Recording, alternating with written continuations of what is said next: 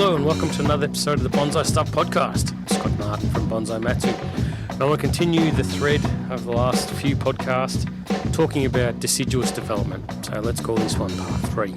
It's the third episode in a row. There's a lot to deciduous bonsai, and I think that it's very, very difficult to try and lock it down to one quick brief chat because there's so many strategies, so much thought that goes into it. And even with what I've talked about and what I will talk about, it's difficult because there's a lot of what ifs. There's a lot of different scenarios. There's a lot of microclimates. There's a lot of personal situations. And trees, our little trees, are so unique that two that are from the same batch of seeds, side by side, same conditions, their growth habits, the way that they do things, their colouring, everything unique about them is different. It's the same as two kids in a family. They can be chalk and cheese, very different. They come from the same source, but they can be very, very different. And your bonsai, I think that's the thought that goes through my head, is to make sure that I don't lump them all into one category and say, okay, you are all category X and I'll treat you all exactly the same. There's a general focus on what we do and a general approach, but it's never hard and fast. So, I have this conversation with a mate of mine, that your fertilising strategy, if you get it right 4 out of 5 times, well, that's fantastic. It might not always be exactly what you need. This is following on from fertilising strategy in last podcast. But getting it wrong 1 out of 5 is, or not. When I say wrong, it might not be entirely correct. You might over-fertilise, you might under-fertilise. Getting it close to it is far better than not doing it at all. So I want to talk in this episode about repotting strategy for deciduous. Sounds like something simple, but it's not. There's a lot to it. There's all the different stages of your development of the tree and different points in its life where you'll be doing things at different times. I just want to chew the fat about that, and we'll see if we can't get some kind of consensus, I suppose, or some kind of thought in your head when you're working with trees at different stages, and seeing if we can get them to where you want them to be and make them a stronger, better tree in a shorter period of time. So let's get into it.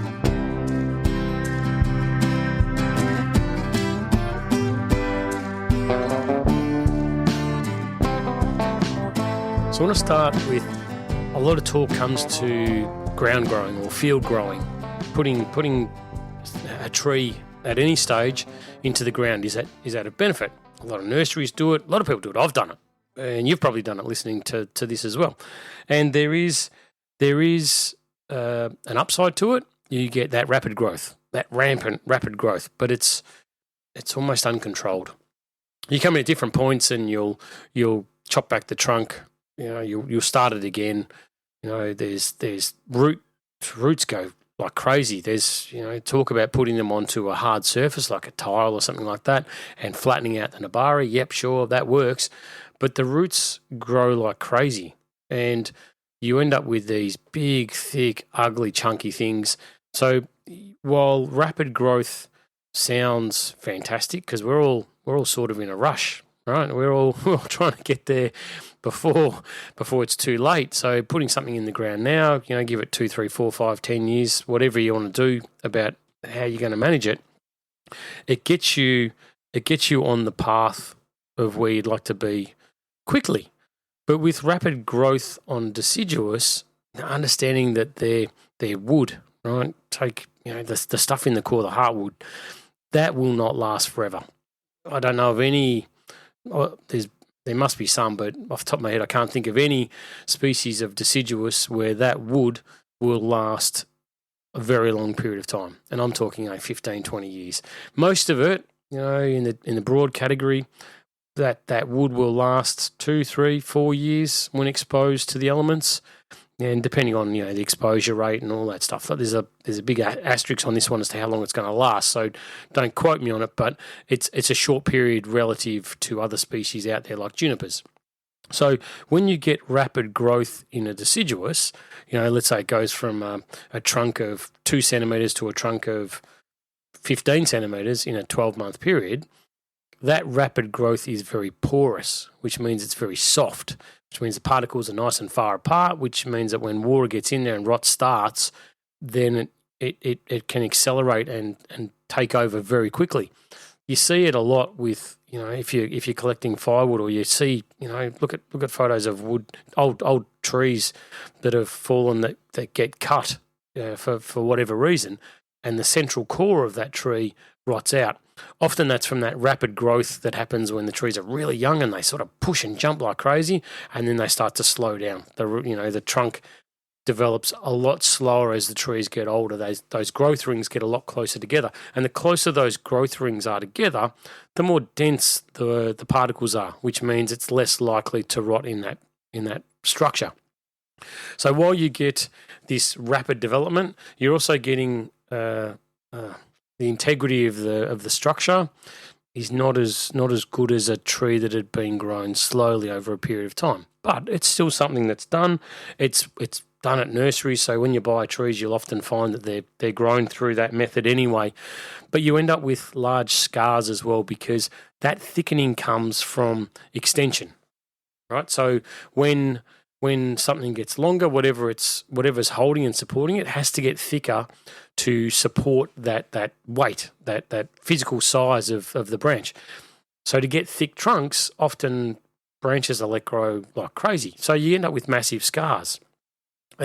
A downside, but it's still workable. You can still repair, you can still do wound management on these things.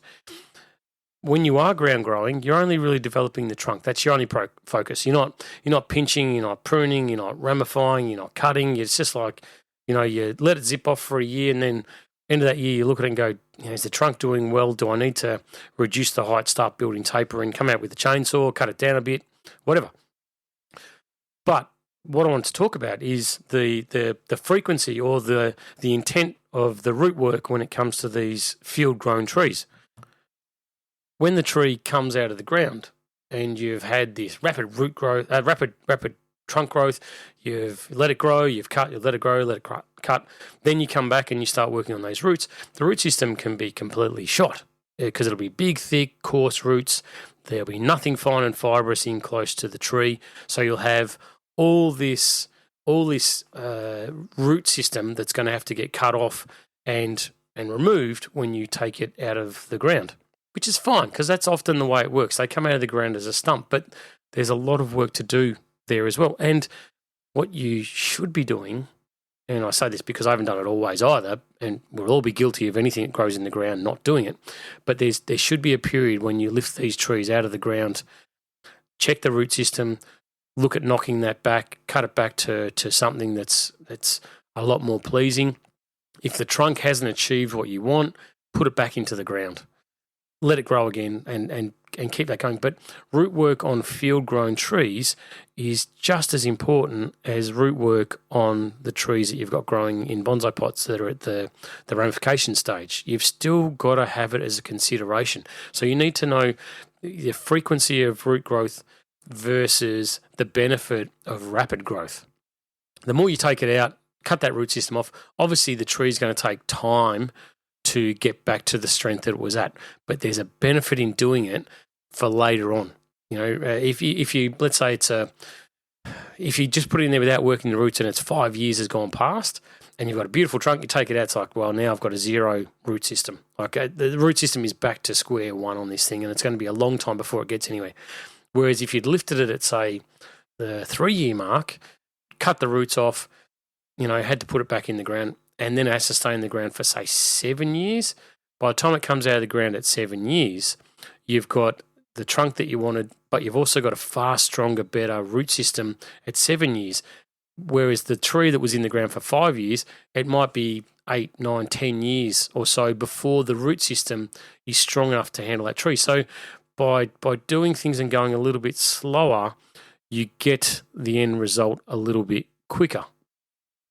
And that's a common thread with bonsai, is that slower to get there quicker and doing things the right way as opposed to rushing them.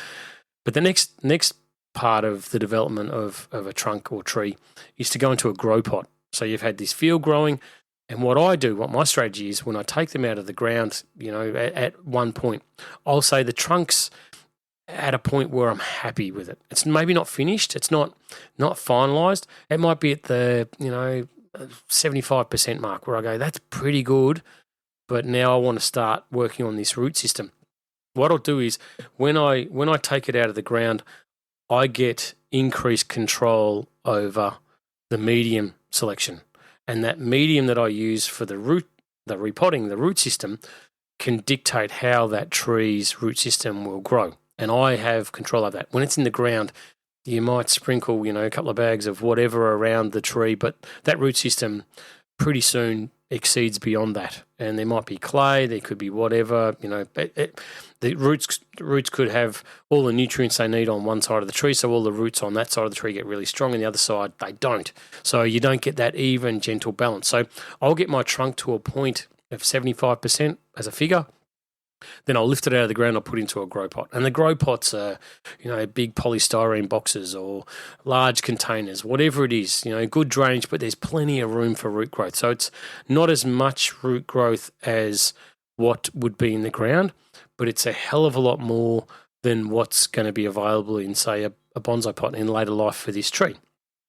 So I want rapid root growth. Rapid root growth results in rapid foliage growth. Foliage growth, which I can then control. I can pick and say, okay, let the buds pop everywhere on this stump that's come out of the ground. Let them all grow like crazy for, say, a year. And then after that, I go, right, okay, that's a sacrifice branch. That's a primary, that's a primary, that's a primary. And I can go through and start picking and selecting and start heading towards stage 2. So stage 1 is trunk and nabari. I can start then working in a growing container to say, okay, I'm going to get to stage 2. So I'm between stage 1 and stage 2 where I've still got sacrifices. I'm still going to be working on the trunk. I'm definitely working on the nabari and that root system in a controlled environment.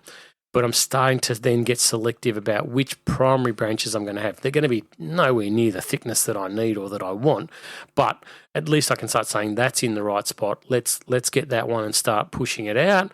And then once it's thick enough and matured enough, then I can start putting some wire in it and start, putting it in position and start heading towards saying, okay, I can close off on trunk and nabari, but I'm moving across. So my repotting frequency and my repotting strategy for a tree that's at that stage is very different to a tree in the ground, because I'm looking at the container going, okay, well, the container space that I've got there, how long will it take for that root system to start filling that void, to start taking up all that space that's in there? So the repotting frequency on something like that might be saying, okay, I've got 4 years before I'm gonna fill that container.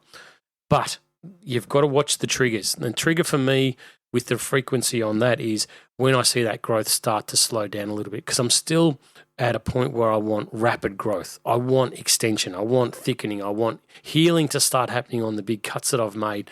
So if I start seeing it at year 2, when spring comes around, things start to slow down a little bit, like maybe the growth on the tree isn't rampant, like it's not crazy, then I will definitely, at the end of that year 2, I will then repot that tree, because I know that repotting will be a shot in the arm for the tree. And then once I've repotted it, I give it plenty of space to grow, plenty of water to flow through there, lots of fertilizer that the medium can hold for me. I let things start to go crazy. I get that rampant growth again. So while I'm still at that stage 1 or stage 2, and I'm in a container where I'm controlling the medium, and I've got greater control over the development of the nabari, then my repotting frequency is definitely a lot more rapid than somewhere a little bit later on. But anyway, let's take a breather. I'm going to have a drink of water, catch my breath, and then we'll get into the next part.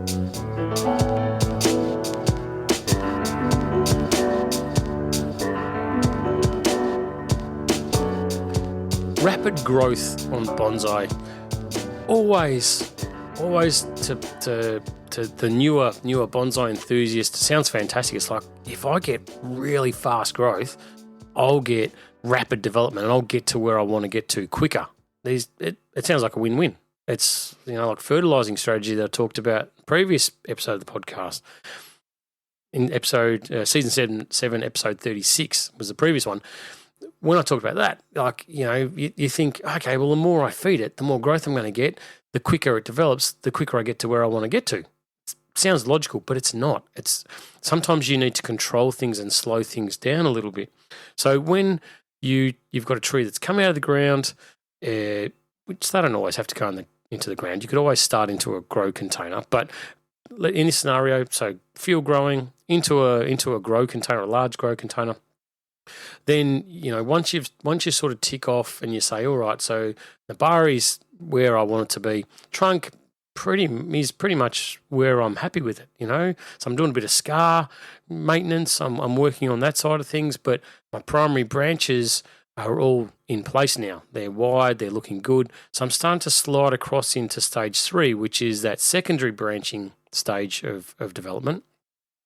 When I start getting into that point, it's like, okay, so do I still want rampant growth? Do I want this tree to have massive extensions and massive internodes? And it's like, well, sometimes I do with maybe sacrifice branches which are being used to maybe just finesse the trunk thickness a little bit at a point, or it might be that I'm working on the thickness of my primary branching.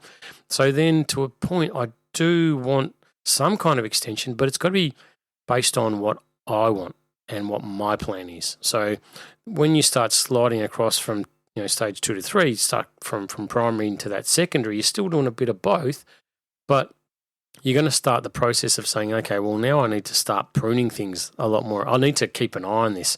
I need to make sure that root system is really strong and stable. The engine's fantastic, but it's not out of control. I want to control the growth. And so therefore I'll start moving for those in-between stages to, a smaller grow pot. Instead of something that's quite large, and we'll start going, okay, now I'm going to slide down to an orchid pot or a pot which, a large pot that's been cut down. So it's quite a wide pot that I'll look for, but it won't be terribly deep. For example, it might be a 30, 40 centimeter across at the top, but the depth of the thing might only be, say, 20 centimeters. So it's still a good growing container. It's still got a lot of room, but it's going to fill up a hell of a lot quicker. And from my point of view, that's more desirable because I can start to then slow things down a little bit. I can start getting that volume dial and coming back from 11 and turning it right back to maybe 5 or 6, somewhere in the middle where I'm like, okay, now, just easy, fella. We're gonna start focusing resources. I'm going to start, doing the wound management because I want you to heal there. I don't want all the growth at the apex, so I'm going to start pruning that because I don't want that to get too thick and out of control. I want more resources to push lower down on the tree, so I'm going to let those keep growing because I know the tree is going to start funneling. So my strategy then is more measured, and I'm keeping an eye on things. So therefore, my repotting frequency, my strategy for repotting that kind of a deciduous is, okay, so if I'm repotting every 2 years, I'm getting rapid growth because it's that rejuvenation. It's providing availability of potting of soil medium for the roots to grow like crazy. So sort of around the 2 years might be, and this is where it gets this whole grey area, right? Sometimes 2 years is the perfect time. Sometimes 2 years is a little bit too late. Sometimes 2 years is too soon. So I'm just talking in broad figures. And this is where you need to know the tree. You need to have a very good relationship with this tree and understand how it's responding every year. Is it the same as last year? Is it better than last year? Is it more aggressive? Or is it, has it gone a little bit worse? So as generally speaking, I'd say that if 2 years was fine in the large grow container, then when I get into this transition pot, somewhere between the ground and getting into a bonsai pot, where I'm starting to really work that root ball and start to get into a smaller space, it might be a 2 to 3 year period. Might be far more acceptable for that tree. So I'm still getting rejuvenation. I'm still getting rapid growth, but it's controlled rapid growth. It's directed. It's pinpointed places. But then I can start to slow things down a little bit and say, okay, so at a 3 year point, am I still focusing on those sacrifice branches, or am I turning my focus now to more secondary branch? Stage 3. Am I going from stage 1, stage 2, tick those boxes? I'm starting to move into stage 3, which is the secondary branches. And if I'm doing that, then I want more control, which means that my repotting strategy for that tree is definitely going to be a little bit longer, where things start to slow down a little bit. You repot, year 1, rapid growth. Year 2, it's okay. It's medium. It's pretty good. Year 3, it started to be, okay, now it's a lot finer. The sacrifice branches may not grow quite as well because there's not enough, root growth there for the tree, but you're starting to get that ramification stage. You might look at it and go, okay, so yeah, all right, so I'm starting to head to stage 4, which is the final stage, which is that ramification, that fine, delicate growth, but I've still got some sacrifice branches there. So you've got to wait up and go, okay, well, what do I want to do at year 3? Do I still want the sacrifice branch to grow? Have a look at the tree. Is the primary branches down low, are they thick enough? No, that one's not. But yeah, those ones might be. Okay, so repot it at 3 years then. Or it might be that you look at it and go, when I look at the primary branches, yeah, sure, I'm starting to develop the ramification. That's cool. But the primary branches, they're still not there. Like there's, half a dozen branches on this tree that really could be a lot thicker. Repot it at 2 years. And see what I mean? Like it comes down to an individual assessment for the development of the tree.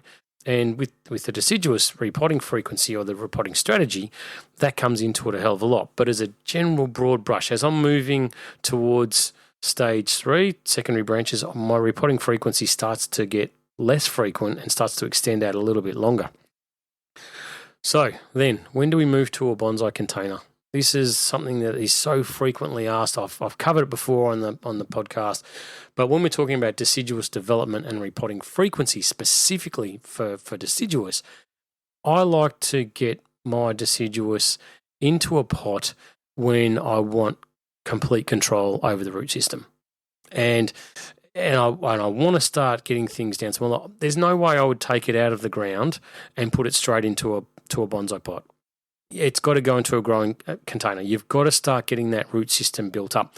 And then if you're coming, you go to a bonsai nursery and you buy a tree and it's in a massive polystyrene container or a massive black tub or whatever it is, and you go, okay, I'm going to put it from that into that bonsai pot, there's a cost. And anyone that's done it will know this because you'll remove almost 90% of that root system to physically make that tree fit into that smaller pot. It'll look great, but then you'll find things will slow down quite significantly for that tree. Whereas if you transition when you're repotting your deciduous or any tree really, but if you transition from the large container to an intermediate, then down to the bonsai container, going slower gets you there quicker because that root system adjusts, fine feeder roots develop, and you can make it into a bonsai pot and have a rapidly developing tree in, say, a 4-year period or 3 or 4 year period, as opposed to doing it in 1 year and then suddenly realizing that you've got 5 years of root building and backwards work happening on the rest of the tree because you've gone in too fast and too hard. So when I want full control on my deciduous, and don't forget I'm moving from stage 3 into stage 4. So I'm right at the pointy end where might have the odd sacrifice branch here and there. Those sacrifice branches might be more for health as opposed to thickening. Letting things grow out improves the health of the tree, and then cutting them back in strategic points so I'm not getting massive scarring or excess thickening. When I'm moving down to that point, I really want my focus to be on slowing things down a little bit. So my repotting frequency at that point, and this is where it's tree specific, will be from, say, a 2-year period to a 4-year period. And it's hard. I was going to say 3 to 4 years, but some trees, as they start to get older and they start to slow down a little bit, don't forget that repotting is that rejuvenation for them, gives them a bit of a spark, a spring in their step. So if I find that I'm getting trees that are maybe not doing what they should be doing at certain points of their development, then I increase the repotting frequency to about 2 years. And then as I see the tree starting to jump out of its skin and get going again, that can take 4-6 years, 2 or 3 repots before they come back. But then when they do, I'll look at it and go, okay, now you can go back to a 3-year cycle or a 4-year cycle, something like that. But that's definitely my aim, is to slow things down. When I'm trying to ramify, I want to slow the root growth down. I want to slow the foliage growth. I want my internode distance between buds on those new branches to be really, really fine and delicate and short. So therefore, my repotting strategy matches what my development of structure is for the tree. And throw into that fertilizing strategy that I talked about. But that's where this repotting strategy is really important. You can either harness and push hard, or you can slow things down significantly.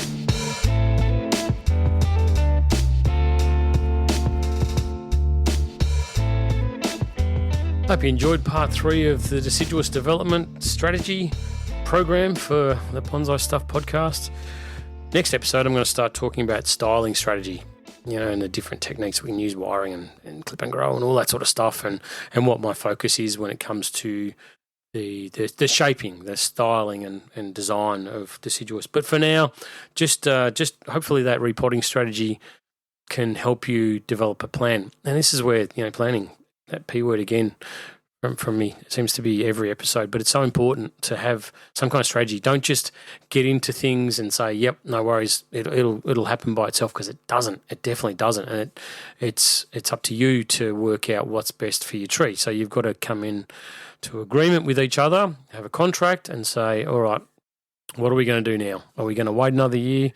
Is the next year, do we do this? Do we change something in the strategy? How's it responding now, early spring? Like, are you seeing results that you wanted to see, or is it maybe a bit lackluster? Right? Flick it back to repotting. When was it last done? Maybe it's just been done and you're waiting for the results to come in. Be patient. But if it hasn't been done, how long's it been?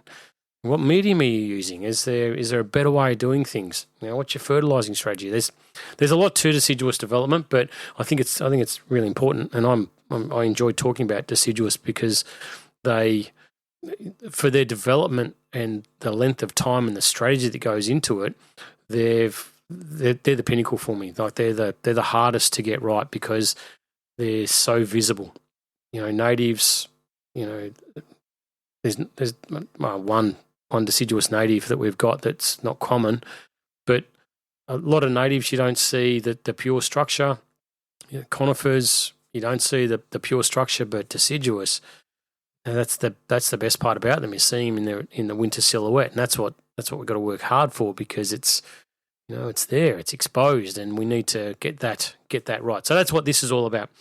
Just a reminder too that if you are fertilizing and if you've got black pines or pines, take out white pines, but you've got other pines there that you're planning on doing some serious work on, like decandling and candle cutting and all that sort of stuff, get your fertilizer going. You've got to get them and feed them nice and early and feed them hard, because you're going to want to do some pretty serious work on them in a few months. And now is the time to be active and doing things with it. Don't wait. Get on it. All right. Well, thank you for listening in. It is a lovely time of the year. Keep an eye out for the pests, as always. Keep an eye on the watering. Don't underdo it. It's time to start ramping that up as that foliage starts to come out. The trees are going to dry out significantly.